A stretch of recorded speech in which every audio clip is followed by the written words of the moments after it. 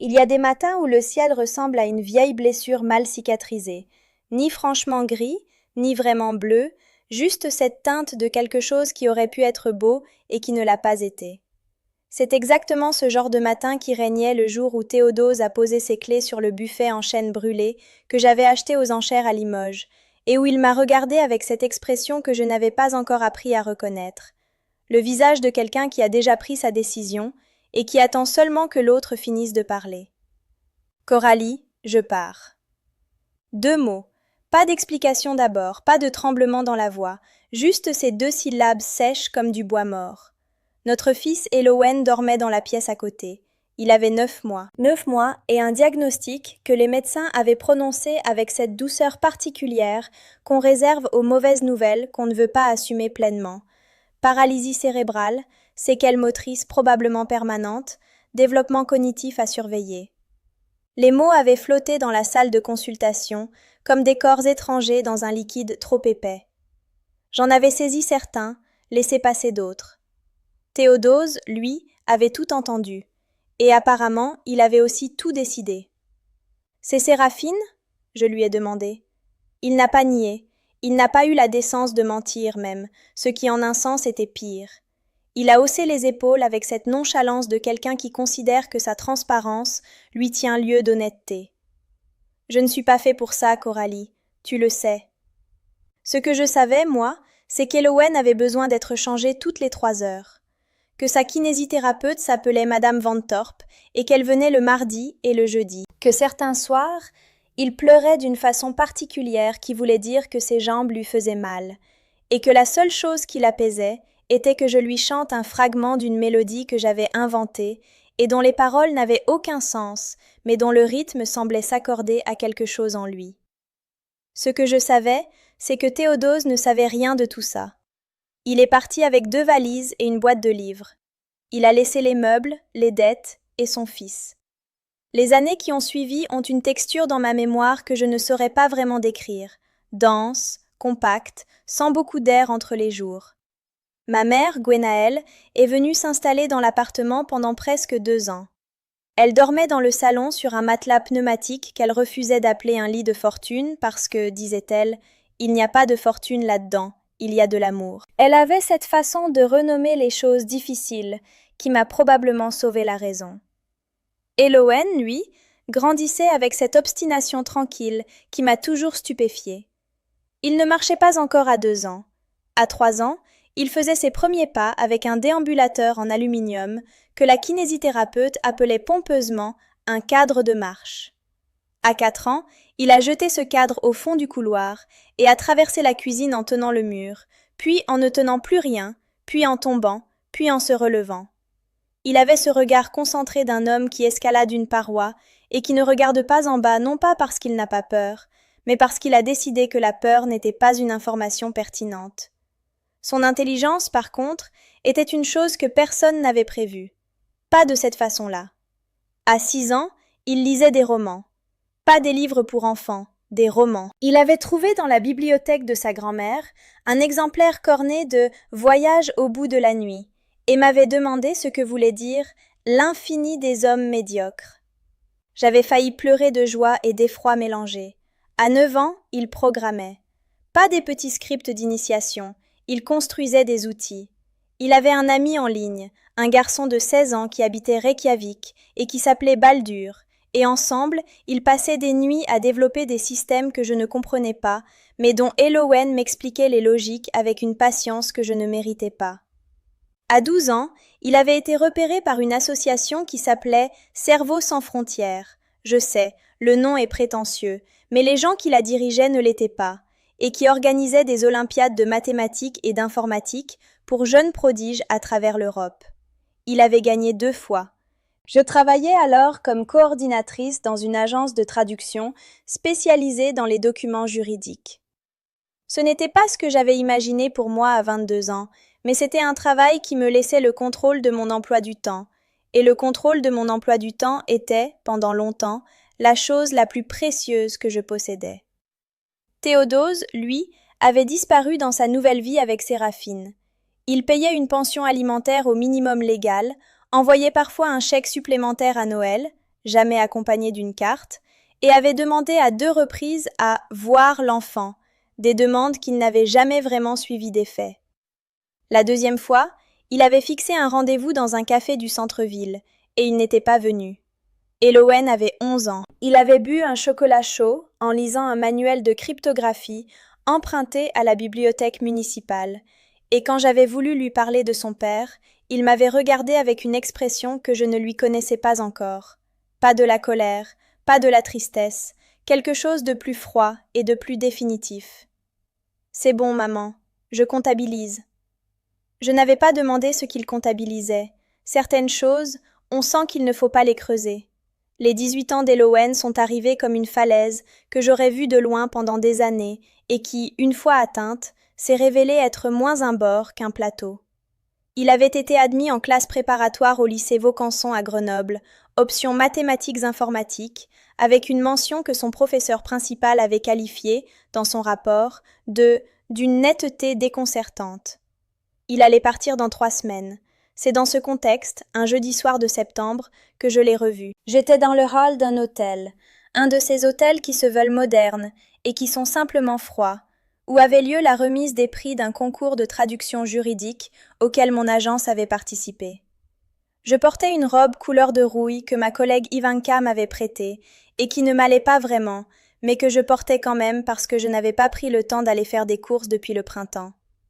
Je le reconnus immédiatement, même de dos. Il y a des silhouettes qui s'impriment dans la mémoire du corps différemment des images, une façon de se tenir, un angle des épaules. Théodose avait grossi, les cheveux avaient blanchi aux tempes, mais il portait toujours cette posture d'homme qui pense que l'espace lui appartient. Il se retourna avant que j'aie pu décider quoi faire. Un bref silence. Puis son visage fit quelque chose que je n'attendais pas. Il sourit.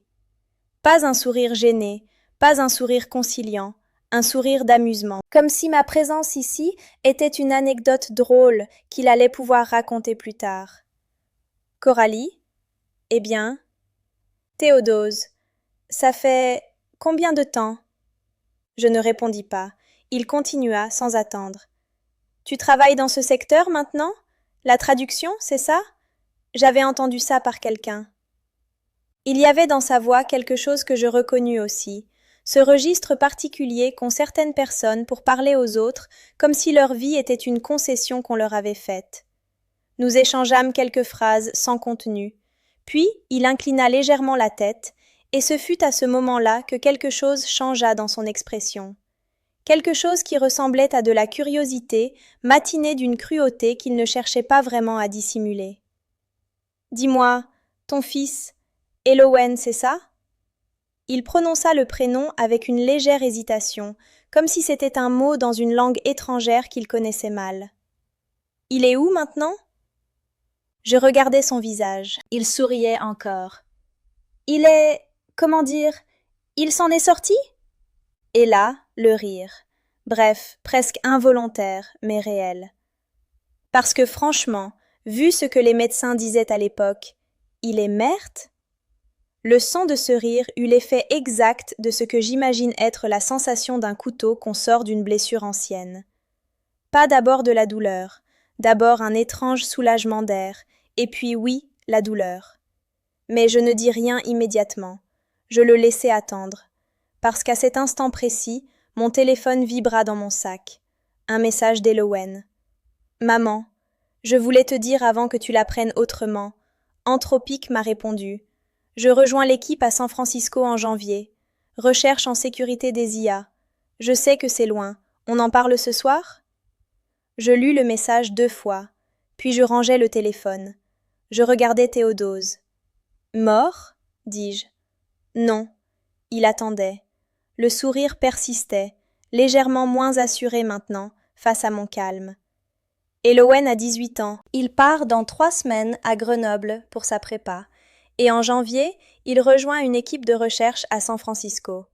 Il a été recruté par une des organisations les plus sélectives au monde dans son domaine. Sur les 40 candidats retenus cette année dans toute l'Europe, il est le seul à avoir moins de 20 ans. Je marquai une pause. Pas pour les faits, mais parce que j'en avais besoin. Ton fils, Théodose, Celui que tu as quitté à 9 mois parce que tu n'étais pas fait pour ça. Son visage avait changé. Le sourire avait disparu comme une lumière qu'on éteint.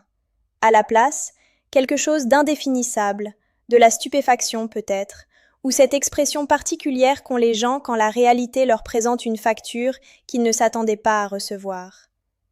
Je ne savais pas que... Non, dis-je, tu ne savais pas, tu n'as pas voulu savoir. Ce n'était pas une accusation, c'était une constatation. La différence est importante, et je la sentais dans ma propre voix. Pas de fiel, pas de tremblement, juste la texture sèche et stable d'un fait. Il ouvrit la bouche, la referma. Quelque chose traversa son regard que je n'aurais pas su nommer avec précision, mais qui ressemblait, pour la première fois en 18 ans, à quelque chose de proche de la honte. Je ramassai mon verre sur le comptoir derrière moi. Passe une bonne soirée, Théodose. Et je m'éloignai. Ce soir-là, en rentrant, j'ai trouvé Elowen dans la cuisine. Il était assis à la table avec son ordinateur, et il avait fait du thé, un thé très fort, presque noir, dans les 2 grandes tasses vertes qui dataient de l'appartement de Limoges. Il avait cette façon de préparer le thé pour 2 quand il savait que j'allais rentrer tard, ce geste si petit et si précis que chaque fois il me serrait quelque chose dans la gorge. « Tu as vu mon message ?» me demanda-t-il sans lever les yeux de l'écran. « Oui. »« Et ?» Je posai mon sac. Je m'assis en face de lui. Il ferma l'ordinateur et me regarda, ce regard droit, légèrement de côté, qu'il avait depuis tout petit et qui voulait dire qu'il était vraiment là, vraiment attentif, que rien d'autre n'existait pour lui dans cet instant. « J'ai croisé ton père ce soir, lui dis-je. Un silence. Pas de surprise particulière dans son visage, plutôt cette expression froide et tranquille que je connaissais. Et il a dit quelque chose d'assez révélateur, je suppose. Tu ne veux pas savoir quoi? Il prit sa tasse, souffla dessus, me regarda par-dessus le bord. Maman, j'ai passé 18 ans à comprendre que certaines personnes ne sont pas des absences à combler. Ce sont des espaces vides qui t'apprennent à construire autrement. Il posa la tasse. Il m'a manqué jusqu'à mes 11 ans. Depuis, il ne me manque plus. Ce n'est pas de la colère, c'est juste de la géographie. Je ne dis rien pendant un long moment. Dehors, une pluie fine avait commencé. Le genre de pluie qui ne fait pas de bruit, mais qu'on entend quand même, qui transforme les lumières de la rue en quelque chose d'aquatique et de flou. San Francisco, dis-je finalement. San Francisco. C'est loin. Oui. Un sourire, le vrai, celui qui lui plissait légèrement l'œil droit. Mais il y a des vols directs depuis Lyon, et je sais que tu es capable de réserver toi-même. Je ris, un rire vrai, court, qui ne ressemblait à rien d'autre qu'à ce qu'il était. En tropique, c'est sérieux, dis-je. Tu réalises? Je réalise que c'est une opportunité. Il redevint grave, mais d'une gravité douce, celle d'un homme jeune qui pèse les choses sans être écrasé par elles. Ce que je réalise surtout, c'est que j'y vais parce que j'ai eu un déambulateur en aluminium à 3 ans, et une mère qui ne dormait pas, et une grand-mère sur un matelas pneumatique, et Madame Van Torp le mardi et le jeudi. Pas malgré tout ça, à cause de ça. Je posai ma main sur la table. Il posa la sienne dessus. Pas un geste sentimental, juste un contact bref, solide, comme 2 personnes qui vérifient que l'autre est bien réel. Puis il rouvrit l'ordinateur. « Il faut que je finisse ce module ce soir. Tu veux du thé ?» Il est déjà là. « Ah, oui. » Je bus mon thé. Il travailla. La pluie continuait dehors, transformant la ville en quelque chose de plus doux et de moins certain. Je pensais à Théodose, à son visage dans le hall de l'hôtel froid, à ce moment exact où le sourire s'était effacé. Je cherchais en moi quelque chose qui ressemblerait à de la satisfaction ou à de la vengeance, et je ne trouvais rien de tel, seulement une sorte de clarté légère, le sentiment que quelque chose qui aurait pu rester flou s'était enfin, après 18 ans, mis net.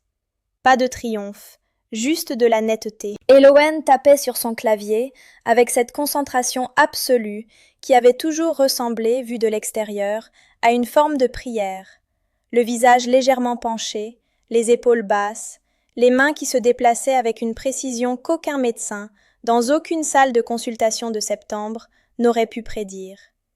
Je pensais à la mélodie sans parole que je lui chantais quand il pleurait la nuit. Je me demandais si je m'en souvenais encore. Je chantonnais mentalement les premières notes. Oui, elles étaient encore là, intactes, dans un endroit du corps où ce genre de choses ne se perd pas. Il leva brièvement les yeux vers moi, comme s'il avait entendu quelque chose. « Quoi » dit-il. « Rien, dis-je. Travaille. » Il travailla. Et moi, je finis mon thé en regardant la pluie, et j'eus la sensation, rare, précieuse, pas dramatique du tout, d'avoir traversé quelque chose de long et de difficile, et d'être arrivé quelque part qui valait le trajet.